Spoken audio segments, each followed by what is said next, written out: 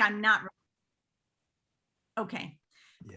So this is great because, okay, let me just say that we could begin by your Faulkner quote about that you and I decided, introduced Leon Martell, Lisa Soland.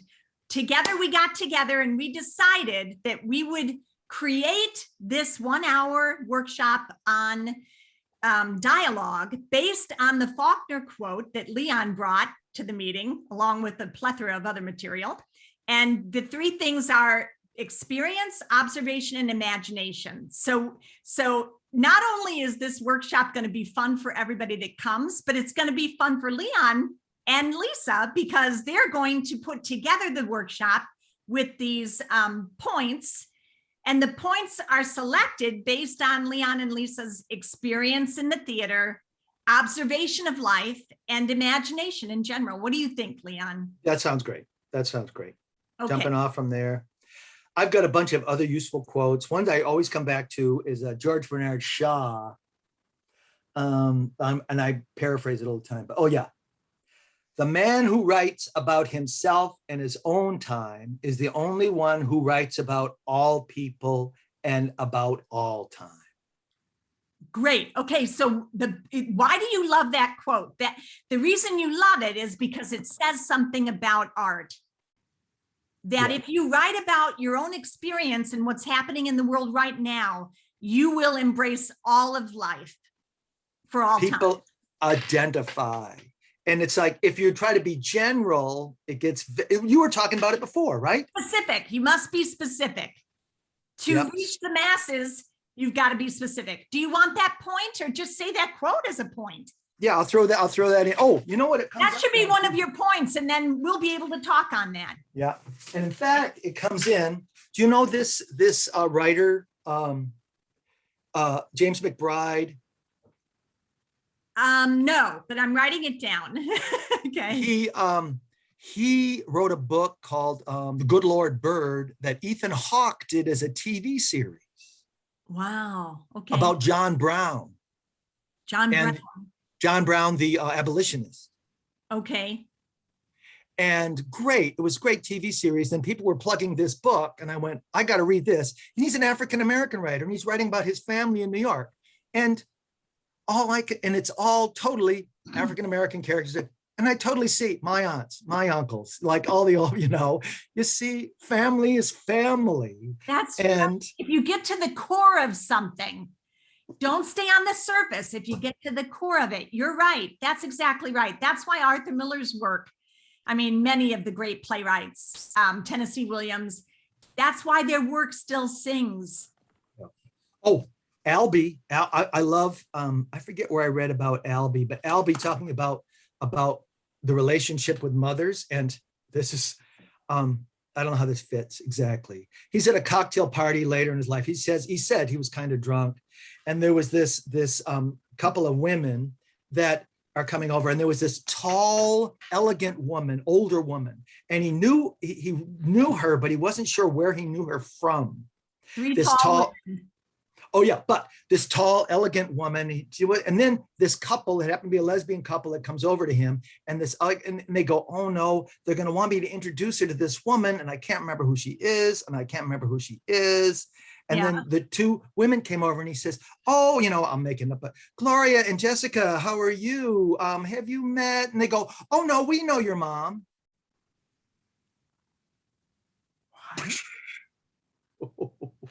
What? Edward Albee's mother, and he didn't recognize her? That's insane. Yeah, of course he's adopted. Oh. And his mother was very cold. They wanted a child. They wanted the idea of a child. Wow. They were always very distant. And you get all these great women that he. Wow, no wonder he wrote Who's Afraid of Virginia Woolf, which is the most terrifying play, even more terrifying than Hamlet. Yeah, and again, The Baby. Yeah, wow. and that was Albee. And so, all those things. Wow. Okay, well, that's a great point for you. I've got only 2 points. How many? You've got a ton, right? Well, I've got a couple of those, and I've I got. need to sit down and think about what other. You want to communicate by email between now and then and get, what if you have a chance to think or. Yes, yeah. And I think, okay, so the 2 that I've got so far is heightened language. It's not, people always say, oh, eavesdrop on conversations and write that. Yes, but that's not good dialogue for the theater. It's heightened language that sounds like ordinary language. So it pulls people in because it sounds like it's how everybody talks, but it's compacted. One of the great jobs of a playwright is to compact. You can't, when I wrote The Hand on the Plow, which was about my dad's childhood growing up on the farm in Decorah, Iowa during World War II, you can't have every member of the family if you don't want to get, you want to get lots of productions. You can't have a cast of thousands. So you kill off some of the kids. And what you do is you combine personality traits. It's compilation, it's combining, compacting the story. If you're going to write a one-man show on Abraham Lincoln, you can't have it as the play to last as long as his life. Everything is consolidated. And that's the job of the playwright. And language has to be consolidated too. And then you added the great point about how cut every other word in the monologue. Every other physical line. Right. And that's great.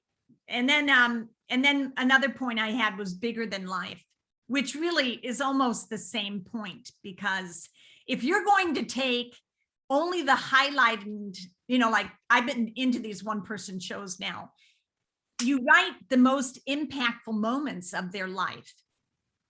Bracketing, of course, the time frame.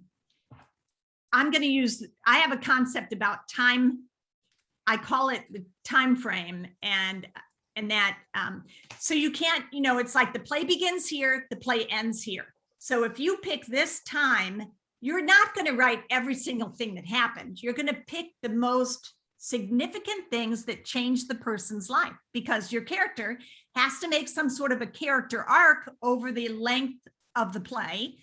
So to do that, you have to make the points be the most significant points during that time frame. Do you know what I'm saying? Oh, absolutely. And I always think of, because I always talk about Aristotle and, structure, and look at Oedipus and talk about there's the Oedipus story, the thing I always do if I have a blackboard too, I say characters are born, they do a whole bunch of stuff, and then they die. And you can't do it all because it takes too long.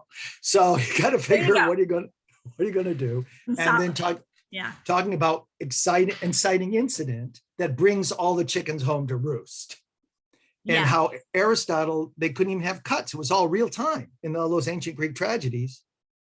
And so you have to you learn things, and which is why they call, Oedipus the first great detective story. He's learning all this stuff from his past in there. And so that compression that the ancient Greeks really, and I always say too that Aristotle wrote the Poetics because it was motivated because he wasn't living during the classic Greek period. He was after. And I always say Aristotle wrote his book because he said, why do plays today suck? When were plays good? Back last century, they were good. Why were they good? And he wrote the Poetics by breaking down Aeschylus and Sophocles and Euripides and saying, those plays work because they contain the 6 elements of great theater. Yes. Spectacle, plot, theme, plot, character. Yep. That would be a great point if you wanted to take that point. Sure, I'll do that. You could address Aristotle's Poetics and the 6 elements of great theater, one of them being diction, right? Which is that's dialogue. the words that you use. Yeah. And I always talk about, when I talk about music, which is one of his, I always note A Doll's House. Yeah. The door slam heard round the world, which was the critic said, when she leaves and slams that door. Yes, I've got goosebumps. Yes. Great. Yeah. Write that down. That's great. Yeah. So we're going to make sure that we say that dialogue is what is heard. So I've always said that laughter from the audience is part of the dialogue of the play.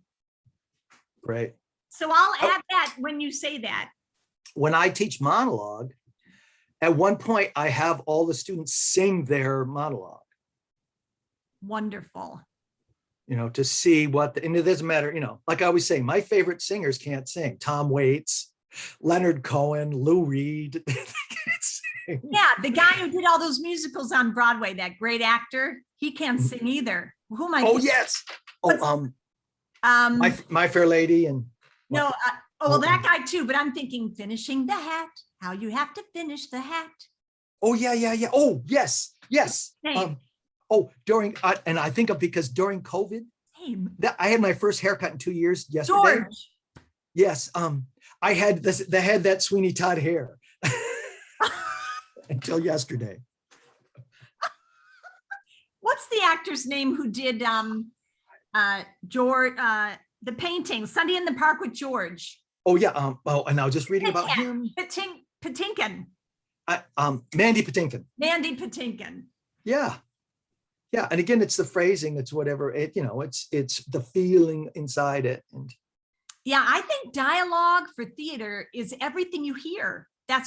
Isn't that what Aristotle said in the Poetics? So it does include the slamming of the door of the doll's house. It does include, God, what other moments are there in theater that were great like that? Whenever I write, I consider the laughter, because I write a lot of romantic comedies, and comedies, you have to figure in the laughter to get the timing. Yeah. But I put in there in the stage direction, she taps the table and does not stop. That's dialogue, I think. Oh, this is weird, but I think it is. In Miss Julie, the sound of chopping the bird's head off. Ooh. If you know when he kills the canary. Do you know that play? Oh, she's going to run away. The young aristocratic girl is going to run away with the butler. What's the name of it? Oh, Miss Julie, August Strindberg. Oh, Miss Julie. Okay. Miss Julie, yeah. Right. And they're going to run away together. And she's gathering her stuff and she brings the bird cage with the canary. And he says, you can't bring that. And they're panicking because dad's coming home. She says, you can't bring that. She says, oh, it'd be better off dead. All right. Then he takes the bird out of the cage and he whacks its head off. Wow. Which is, I'm sure, it's the only death that you see on stage, but it's the end of something big. And I'm sure any audience, it's like, Save the Cat, that screenwriting book. Or I always use this as an example, and this is action as opposed to dialogue. In the first Terminator movie, did you see the first Terminator movie with Arnold Schwarzenegger? Yeah. At the beginning, he shows up naked and he says, give me your clothes to those gang kids. And they go, no, screw off. And he rips the guy's heart off. And the audience basically just laugh. And then later he pulls up in a car and a little dog barks at him. And the audience is like, don't hurt the dog, don't hurt the dog. We just saw him rip a guy's heart out. And like, oh, well, that's a guy. But a dog. Ooh, wow. No.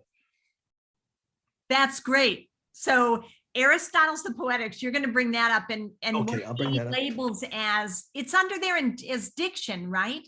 Yeah, diction, the words that are chosen. And again, I talked some of the two about, she asked too, differentiation of if people are on the same outfit. Oh, something I keep coming back to that I'm sure again, every scene as an actor, your acting instructor said, what do you want in this scene, right? Why are you there? Right. I was going to do a point on Uta Hagen's questions. That absolutely can, if I fall back on that, it can fix any dialogue. Who am I? Where am I? What do I want? What's my relationship to the person in the room with me? And so that goes back to you and me saying that our original, that we came from acting roots. Do you mind if I take the questions? No, please do. And then I've got 5 points now. And then my 5th thing was going to be never answer the question.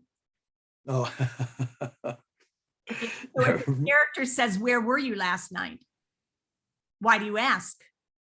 Well, I'm your husband, I should know. You were my husband, whatever. So never answer the question. And then that keeps the dialogue going. If I look at an amateur's play, I can always tell that they're not an experienced writer. And they say, "What happened, Lisa? I had this great idea and then it just stopped." Well, all I have to do is look at it and you see that all the questions were answered. In life, we're used to doing that. If somebody says, "Well, where are you from?" It's, nobody says none of your business. Do you know what I mean? You feel obligated to say, "Well, I was born in Wyoming," but in the theater, you don't answer the question because that starts conflict right away.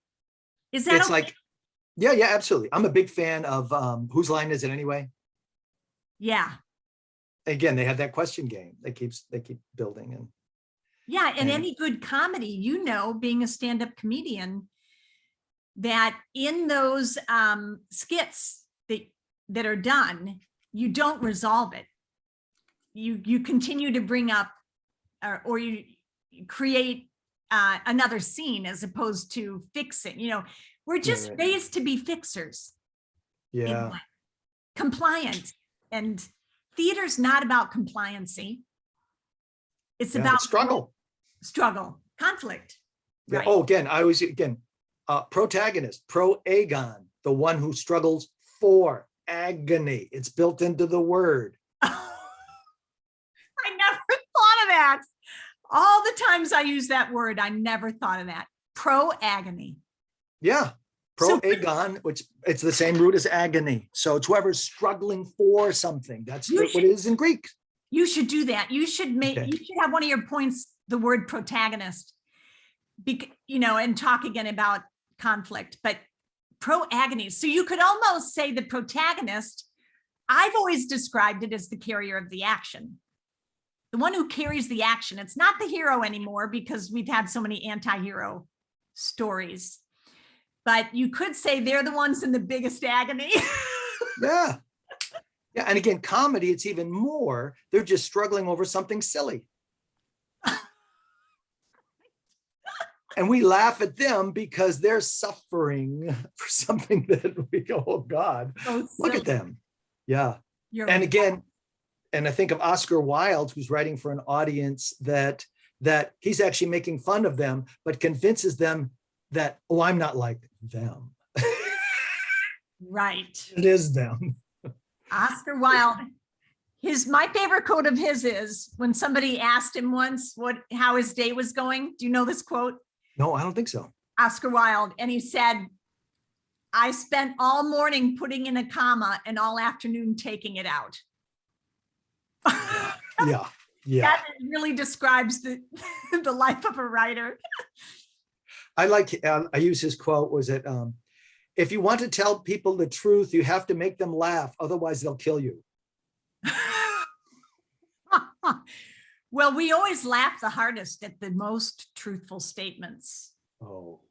Especially if they relate to us, which most really good comedy is so relatable.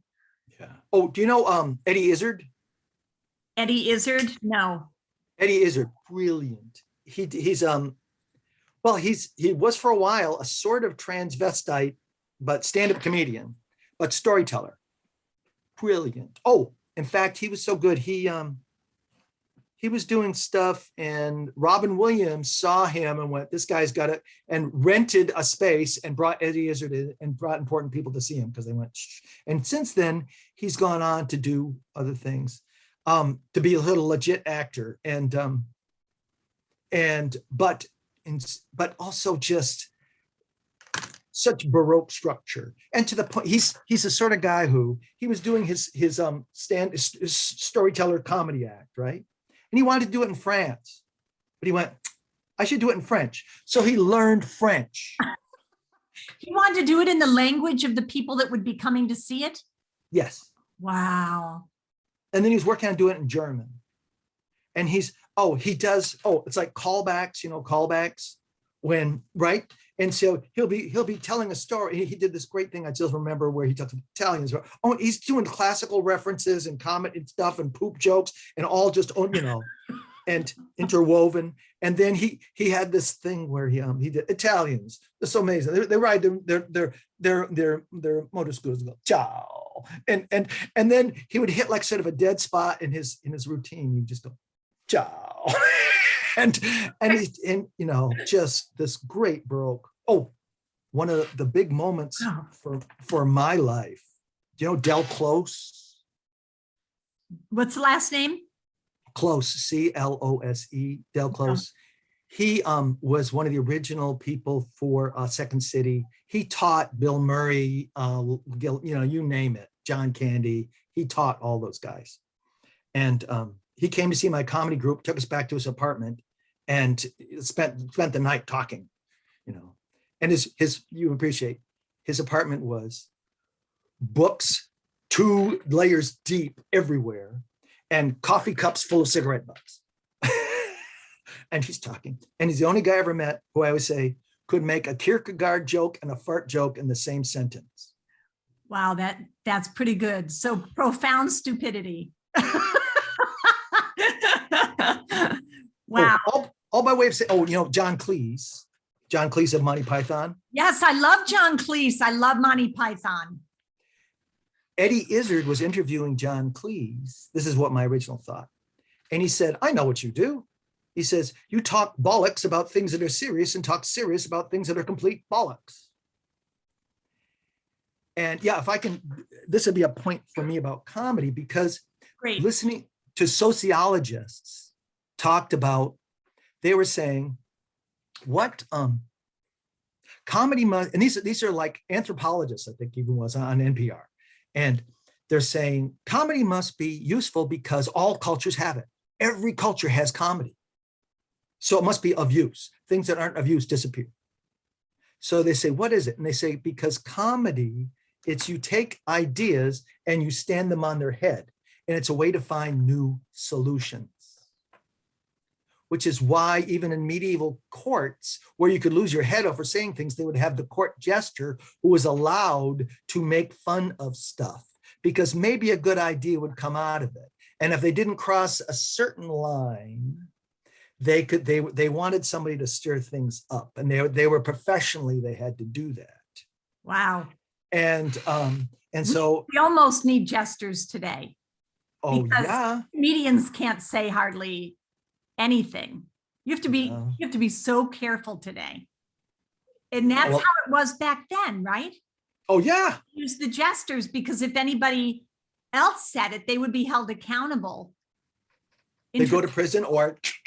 Sorry to interrupt you. Did you finish your thought? I'm sorry. Oh, no, I'm sorry. Just saying that you either go to prison or you get beheaded.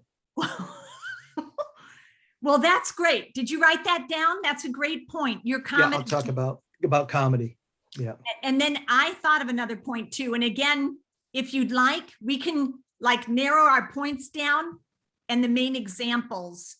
And so my other one was that dialogue I'm picking things that I know I can speak of without having to be overly analytical. I can speak from it using the 3 things you said, Leon: experience, observation, and imagination, because that's powerful. Otherwise, how are we going to impact people over Zoom? So another point for me is musical, that my dialogue is like music.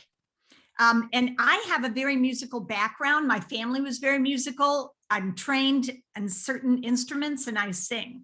So when I hear really good dialogue, it's as if it's an orchestra and you've got all the instruments in the orchestra and they all have a unique sound.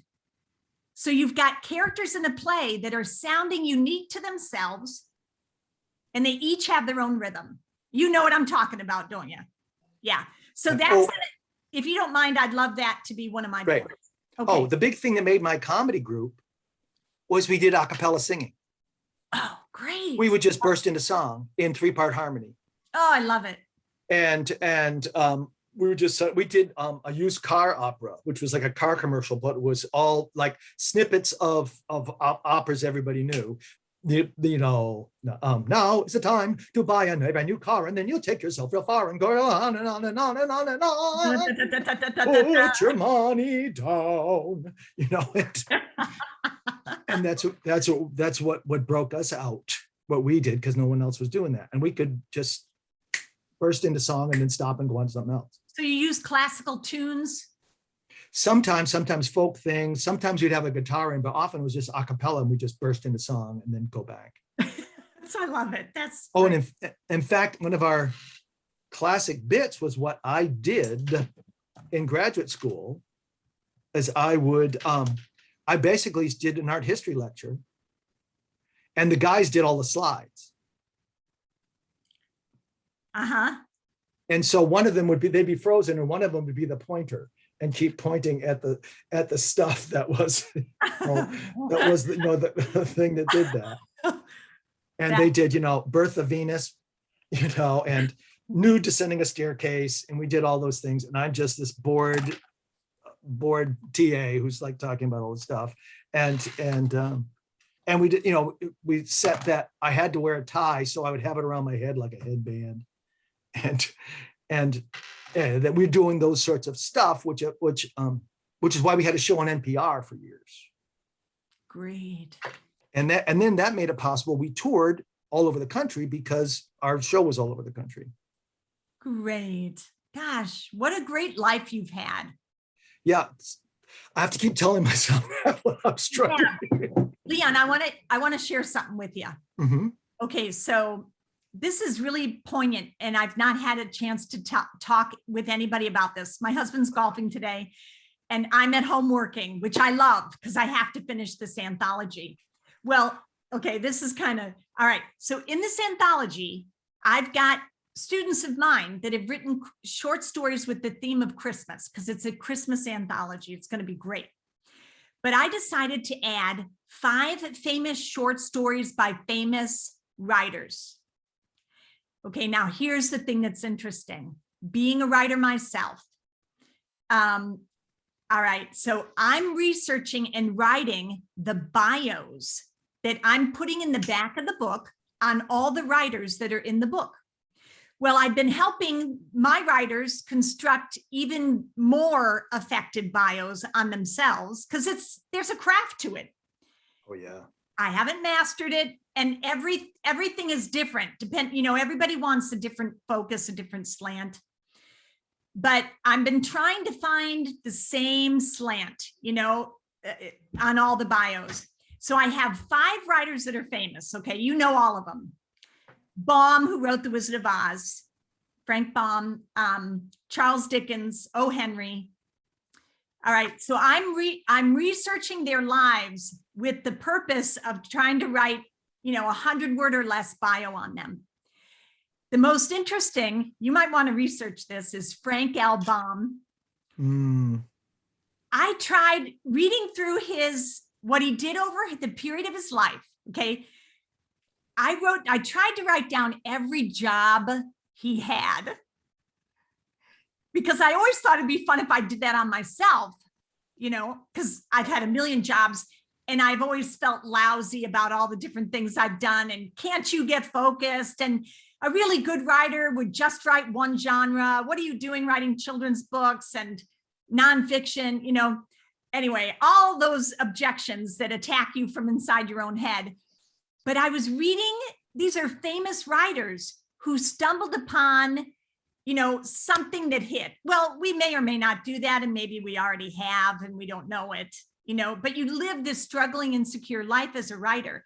But in the act of writing their bios, I suddenly was the burden that I've been carrying about my own varied, chaotic struggle just disappeared, because I realized that you're a writer. You're just like every other writer, and they struggled and they did a variety of things, and they were always trying to find their way and never thought they arrived. Yeah, well said. Oh God. I console myself actually tell my students sometimes saying, most great artists by my age are broke and dead. Oh gosh, that's right. Good point. And I'm not an alcoholic, so I've got that going for me. Yeah. Oh, I was just doing, because I do African American theater in my theater history class, and again, which is obviously a touchy subject for an old white man, but again, showing the importance, again, talking about minstrel shows, and then how they got adapted, and in Williams and Walker, and how African Americans themselves eventually appropriated, and it turned into authentically African American art, and what that process was, and talking about it. But then talking about Stephen Foster, the songwriter. Yeah. Right. Okay. And I saw a documentary on him. Stephen Foster was the most well-known songwriter in the world during his life. Wow. Writing Oh Susanna, Camptown Ladies, all those stuff, right? But there's no copyright laws. By the time he was in his mid-40s, he was broke. He was living in a flop house. He had a fever, fell on a broken bottle, cut himself so bad he died. Oh, gosh. The most famous songwriter in the world. Wow. Yeah, that is so sad. It makes me think of Don Knotts. He was my favorite comedian. I thought he's the only performer that could believably get drunk in less than 3 minutes. Starting drinking and finishing drinking, getting drunk in 3 minutes. He was so good. And somebody told me where he lived once when I was living in LA, and I drove by. Oh man. Because they didn't have, when he did the Andy Griffith show, they didn't have the royalty thing. Oh boy. And that's why I think Andy Griffith hired him, to be on, what's that show he did that Andy Griffith? Matlock. And then lucky for Don Knotts, he got on Three's Company. But that makes me so upset. He's just brilliant at what he did. But also, though, it's the hard work that keeps us going. I think it keeps you going. But it is sad what ends up to it, with a lot of really good writers and artists. Yeah. You got to keep your head about you, really. Yeah. And did you appreciate any of the victories that you get? And yeah, you're absolutely right. You keep thinking, am I doing the right thing? I keep thinking, should I go back to writing my own stories again? Are they still alive in there? I've been a courtesan so long, and, but I think, when things like my shows at the Philharmonic, right? Yeah. When I look at my own place, one of my shows at the Philharmonic gets seen by 27,000 high school kids. That's great. Yeah. And you hope that you're affecting, and you hope that, and also I'm able to get often work for friends who are actors who get, an equity gig and make some money, and yeah. And because we all know what kind of struggle that is. Oh, when you talk about your early hero, my comic hero, because I was a chubby kid, Lou Costello. Oh, wow. I loved Lou.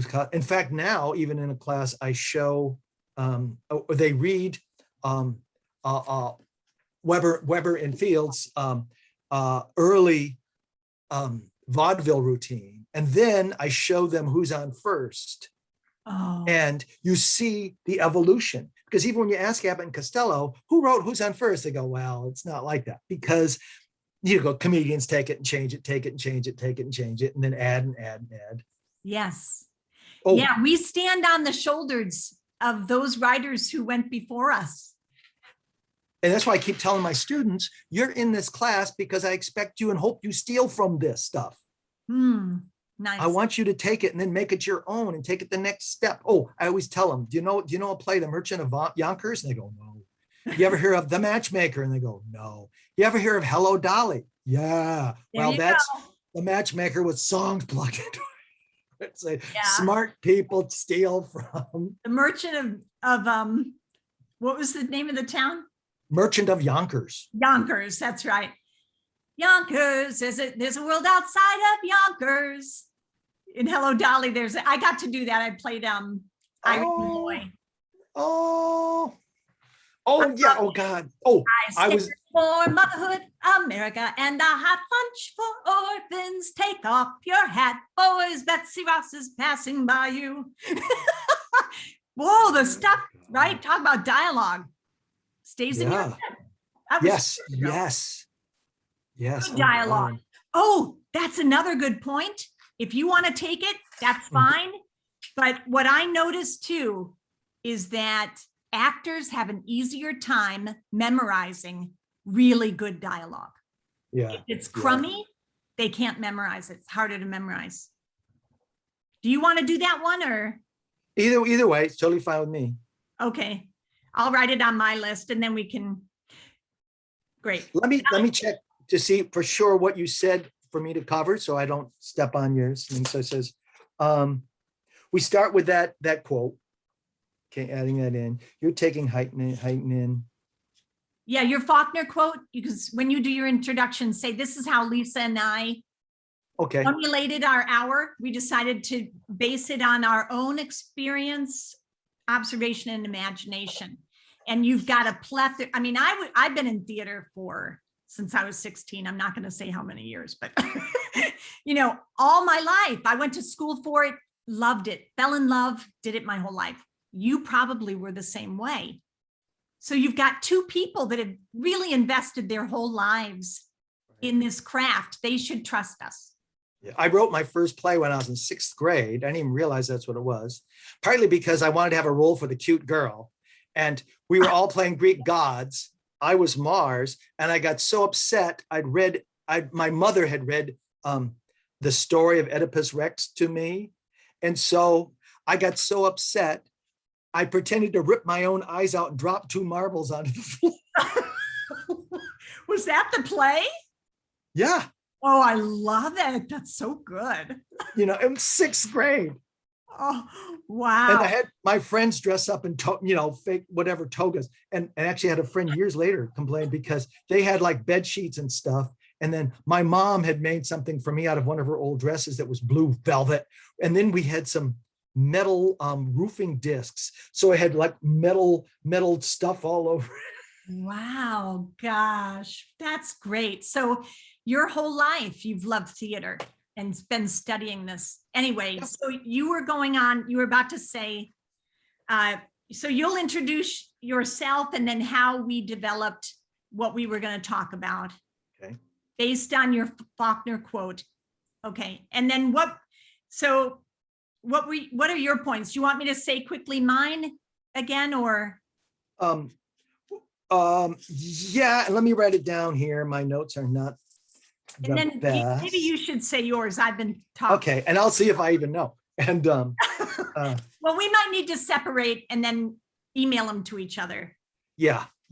And I got Faulkner quote. Aristotle, I was going to do through the 6 points. Yes. And I was going to do protagonist and what that really is in the struggle, and comedy, aspects of comedy. Yes. And actors memorizing. It's funny because the way I was so happy when I was working on my stuff. I would always handwrite my role out 3 times. And then I found out that Laurence Olivier did it that way too. You're in good company. Yes. I think he stole the idea from me. Probably, huh? Oh, yes. He keeps checking my email. But those are the ones that I have. That story you told about Eddie Izzard? Yes, that's under comedy. Yeah, it's social. What was that? That was a great story. Oh, the one about talking to John Cleese? Yeah. Yeah, oh, definitely I'll include that one. Yeah. Because it's talking serious about bollocks and things that are bollocks and talking complete bollocks about things that are serious. Yeah, that's great. And I think of, the Minister of Silly Walks. Yeah. That Monty Python bit, because there are these 2 dignified English gentlemen in a office, and it's the Ministry of Silly Walks. And so I think it's Michael Palin says, yes, I'd like to patent a silly walk. And he does this thing. It's kind of, it's just, well, and then John Cleese gets up and does this bizarre thing, being totally serious. Right. Yeah. That contrast through the whole thing. So it's being deadly serious. Or I think of, the hysteria in, I keep going back to, partly because I'm reading about, but the producers. Brilliant. Yeah, the producers. You go and you look at, Gene. Oh, I know why. Because Gene Wilder went to the University of Iowa, where I went to graduate school. And so Gene Wilder and Zero Mostel, and That seeing scene, that opening scene from the producers is some of the best theater, even though it was in a movie, that I've ever seen. yeah, I mean, it was just, it stays. The images of those two, how much they're so passionate. They were really going after what they wanted or didn't want. That's the other thing. Sometimes, you always say the questions, what do you want? What do you not want? That's driven my life. What I don't want to end up on Skid Row, and that's a big fear for actors, Yes. writers ending up on Skid Row. It just, honestly, I just got a promotion where I teach, and I'm whatever, blah, blah, blah. But still, and I'm 70. Great. And I still, when I see a want ad thing for, maybe I could do that job. Oh. They're looking for interns and something. Goes, is it a paid intern? Could I still thinking that? I'm the same way, Leon. Oh my gosh. I'm so glad you said that. If I walk into a restaurant and it says waiters, needed, it goes into my head. So worst case scenario, I could work here.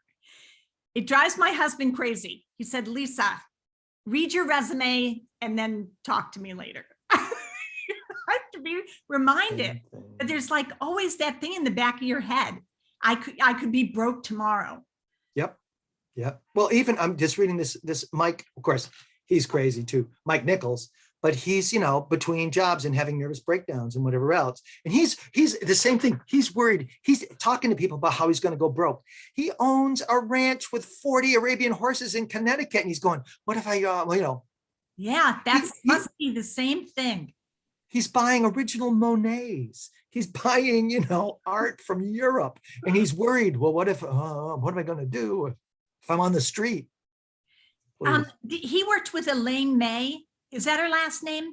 May. Now, is she gone now? Did she die? No, I think she's still alive. They're both still alive.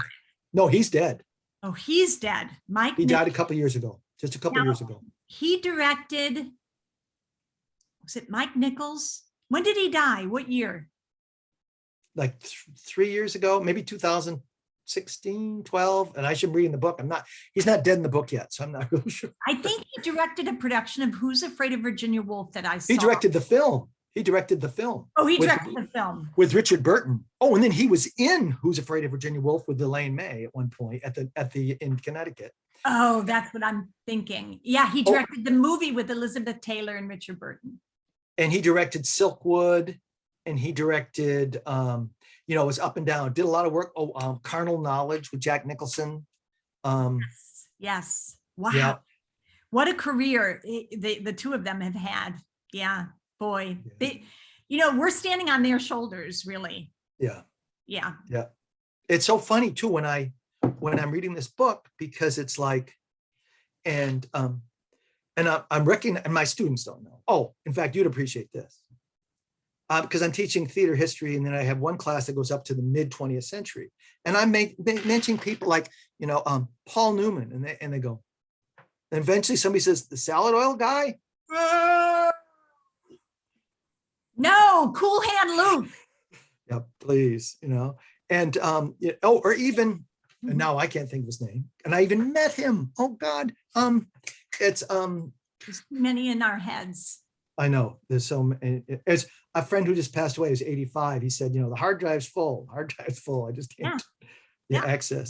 But as I'm reading Mike Nichols, I'm seeing people I know who worked with him, or people who came in after, or even I'm doing the Lion King and talking about that, and a friend who played Scar for 3 years, on the Broadway, and again the kids. I think of, yeah, I've been I would almost write a book called Famous Adjacent. What does that mean? Famous adjacent. That I knew all these famous people, but I never got famous myself, Yes. And it's like, oh, because I was doing political stuff in San Francisco in the 70s. And we're political things and we're doing benefits for everybody. And I'm doing my one-person show along with this kid, Whoopi Goldberg. And we're doing these things. And then I'm playing these funky, slimy clubs with this kid, Robin Williams, and we're all saying, what are they going to do? They're going to hit us with a drink if we do this? You have to write a book. That's a great idea. It's like, but also I think most of our careers, that's the way we go. Absolutely. I've worked with some very famous people. I've learned a lot from them. But you know what? They think that they're not famous. I mean, Burt Reynolds, arguably one of the famous all-time cinematic actors. He's insecure just like the rest of us. And he got starstruck by people, that he admired. And I don't know, it's a strange business. Oh, yeah. Well, I think too, like Burt Reynolds, people who are famous then go, but I'm not, artistic. I'm not a genius like them. I'm hitting my marks and doing like, it's like, I love that quote from John Wayne, which I don't know if it was made up or not. I was just going to bring up John Wayne. Go ahead. Yeah. Who the director said, in this moment, he says, I do this and I do this. Take your pick. You know what, though? He was a great actor. I hate when people say he was a great actor. He did a great variety of stuff. Yeah, and he was completely believable. He wasn't that guy. He created an icon and then played the same character. Did you ever? Because that's what they paid him for. Yeah. Did you ever see A Quiet Man? Oh, yeah. I love that movie. That's just such a great movie. Brilliant stuff. Yeah. I think of, and I tell my students, because I'm looking at all these old documentaries of experimental theater stuff. And I say, who's that? Like in the 1960s, who's that cute little blonde chick? Oh, that's Helen Mirren. And then I'm looking at something else completely different going, who's that? Oh, it's Helen Mirren. And then you go, it's Helen Mirren. I keep telling them, the really smart people, they keep exploring and investigating. And Helen Mirren becomes Dame Helen Mirren because she kept going, who's interesting? I want to taste some of that. I want to taste some of this. And she's all over the place. Or even who was another one like that? I just was reading about her. I'd show a documentary that she's in. Meryl Streep. Oh, yeah. Meryl Streep is always going, I want, she's obviously super smart, but also I keep telling you gotta put yourself out there, taste a little bit. Yeah. An artist, I think inside of us, and Martha Graham described it best. She wrote a letter to somebody, you probably read it, being a thespian for as long as you have. She wrote a letter and she talked about that artists have in them this thing that's pressing forward. That's always pushing them, and you can't stop it. You just have to say, this is who I am. That there's the artist in me is never satisfied. And the real horrible thing that can happen to you is to get locked into something, because then it's just like suicide to the artist, because you stop asking your question, what else can I do? What else can I be? And you don't follow your interest, as an artist, and you're just stuck repeating the same thing. I mean, touring the same play for 3 years, I don't know how those actors do it on Broadway that were in Chorus Line, or any of those really long running things. I mean, you've got, as an artist, you've got to constantly challenge yourself, unless you like repeating. The singer, Billy Joel was talking about that. You know what he said? He said, I'm tired of being Billy Joel. I want to be somebody else now. Because he wasn't that. That became very successful, and then he had to repeat it. That's the heart of I forget the stage, the character name, but the real name is Thomas O'Neill, Eugene O'Neill's dad, right? Playing the Count of Monte Cristo. Oh, Because that was what actually happened. Eugene O'Neill's father got this thing, and then he spent like a decade just playing the Count of Monte Cristo, made a fortune, built a mansion on the seacoast in Connecticut, and all that stuff. But he says, and then there's this brilliant monologue in Long Day's Journey into Night when he yes. says that horrible thing that killed my soul. Oh, I love that play. I'm very familiar with that play.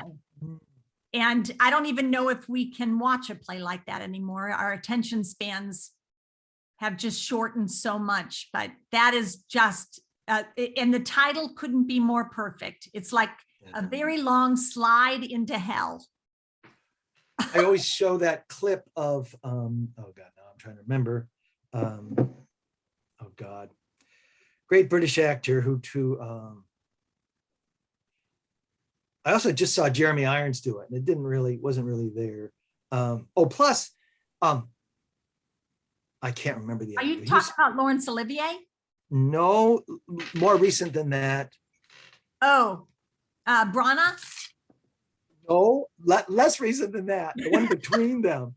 The one between them that did. I guess it's James O'Neill's the character, and God, what's that actor? And I wasn't that big a fan because I hadn't seen his work, and then my wife turned me on to got to see this, and it was, I'll have it here in a second. I'll write it down. Let's see. Are you talking about Ian McCullum? No.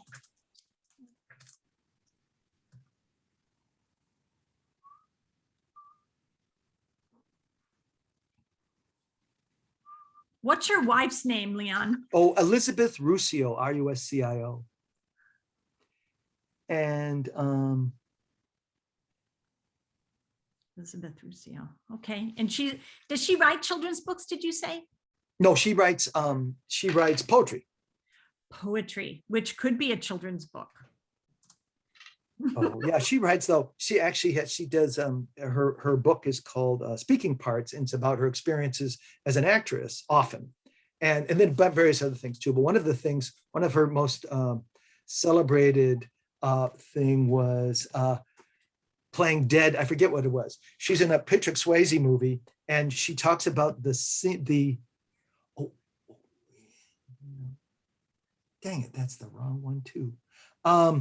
You'll think of it. Yeah, I'll think of it anyway.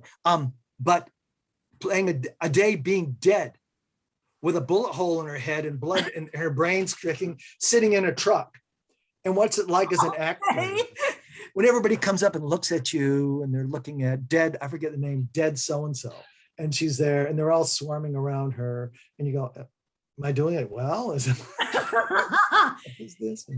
Oh, that's funny. She had to play the whole day, be dead. Wow. Yep. Her dad was an actor too. In fact, on her mother's side, it goes back to the 19th century. Her grandma was in movies with, a highlight of my wife when she was a kid. She was at, I forget what studio it was, and they were in the, the cafeteria. I forget what they call it even there. And with her grandma, and this guy comes up, and this handsome guy, and says, oh, Nadia, how are you? And he says, oh, Archie, because it was Archibald MacLeish, whose stage name was Cary Grant. Oh, nice. Wow. Because they'd done a movie together. Wow. Back in the 30s. That's right. And we watched The Untouchables. Remember the old Untouchables show the other night? And watched my father-in-law get machine gunned to death. Wow. Because he was Italian-American. He was always playing gangsters and hitmen. Wow. Oh, and one of my favorite things about him, he got killed twice on Bonanza. Twice. Once as an Indian, because he's Italian. So in those days, anything south of London is an ethnic thing, right? Once as an Indian, once as a Mexican bandito. Well, there you go. Wow. We still quote and we love. He has a knife fight with Adam Cartwright, and I forget what the setup was, but one of his big lines was he turns to his chief and says, "No, Cochise, he mine to kill." And then he goes in and I forget the actor's name, who's a great actor. Lauren Green. Oh no, the son, the guy who played Adam. Oh yeah, I like that guy. I don't know his name. Then he did Trapper John MD, and yeah. But I sat next to him on a plane when he was going somewhere to play Music Man. To do Music Man. Yeah. I love it. And they're struggling too, right?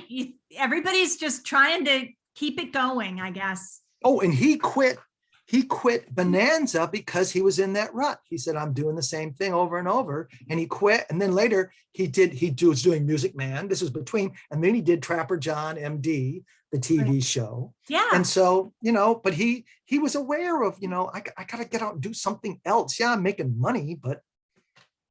Agnes DeMille. It's Martha Graham to Agnes DeMille. Google that quote. It's amazing.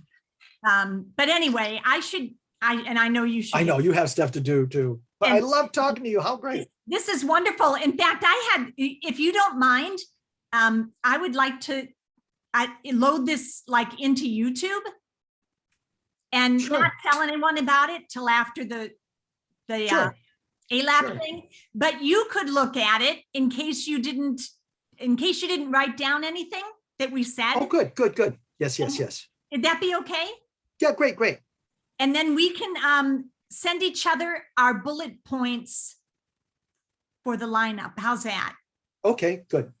I think I know what that is. And if not, you'll know, and then we can check. Yeah. And if we have too many, we'll end up talking on the other person's points as well. Sure. Yeah. And I'm sure it looks like now, we obviously went for an hour and 3/4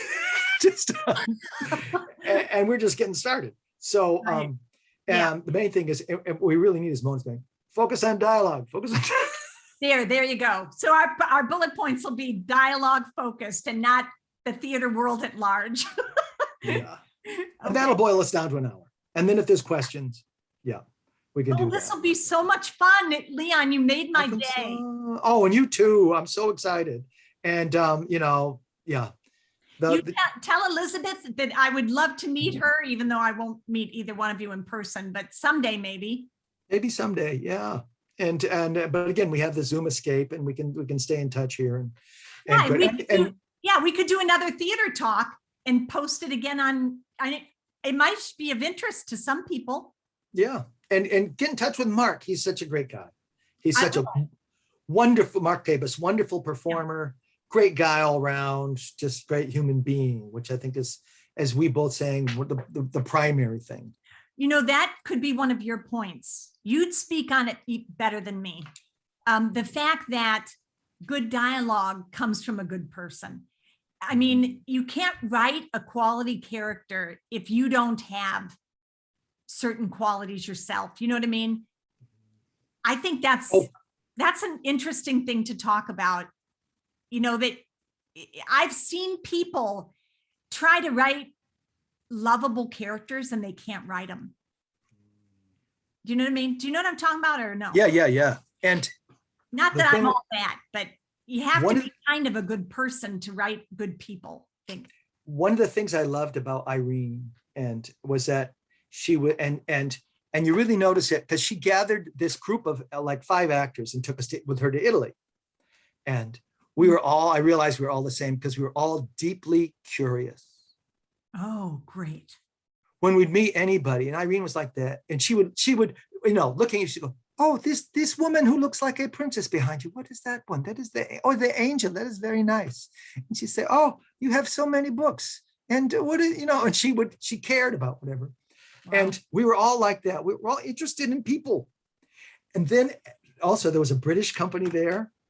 And the British playwright was a classic limousine liberal. Oh, I don't know what that is. A limousine liberal is someone who writes about, the people and whatever else and all this, but he lives at upscale and he always had a fashion model plastered on his side, like clamping onto him. And she was always there. And his company was all like that. And it was funny because we were like in like a little ranch house or something. They put us up and we went, great, oh, we're talking to people in the town and, trying to make conversations. And they're going, they put us in a bloody castle. It's cold and the windows are small. And they would say, actually, it's like another bloody, lovely day. You're in a castle. You're in a freaking castle in town, and you're going, it's another bloody castle. We go. Yeah, and they would take, and that festival was the highlights of my life because it was a company. Wole Soyinka, playwright. He's from Nigeria and just got the Nobel Prize. Wow. And he came with his Nigerian company, and they all spoke English. And I hung with the Nigerians because they're Nigerians and they all speak English, and they were great people. And I learned so much about Nigeria. And I could go on and on. We could talk forever. I know. But we would all have dinner together in this cafeteria, but it's an Italian cafeteria. So there was free wine and all this. And then the Nigerians would all bring their musical instruments and we'd all dance. Wow. It was like heaven. Wow. I love that. That's what theater used to be. I don't know if it still is. It used to be full of people that would listen and that were open-minded and were okay with others being not like them. That's what theater used to be. Yeah. But and one night they thought we weren't going to be able to do it after, and the Nigerians didn't bring their instruments. And we said, oh, you didn't bring your instruments, but we still have time. He says, no problem. They went in the kitchen, they got pots and pans. And they played all the pots and pans. wow. They didn't miss a beat. And we're all dancing to pots and pans of the company of this guy who just won the Nobel Prize. Wow. Look, you got to write a book. You have had an interesting life. It's like, I hope you'd so. have fun writing it too. Yeah. Well, you know what we should do, Leon? Maybe in a couple of months, do this again, where we just record thoughts about playwriting and theater. Cool. I think it would be, Cool. yeah, if you're up for it, it might be fun. Yeah. Okay. Yeah, well, I definitely want to stay in touch and we'll figure out what we can do. And this was just fun for me. So Totally fun. Thank you so much for being Thank the person you are. And sit right back at you for sure. Okay. And so this week I'll email you my bullet points. You'll email me yours, and I'll download this video and put it on YouTube and send you the link. Thank you so much. Okay. Say hi to your wife. You betcha. How to your husband and your family. Okay, great. Bye-bye. Bye-bye.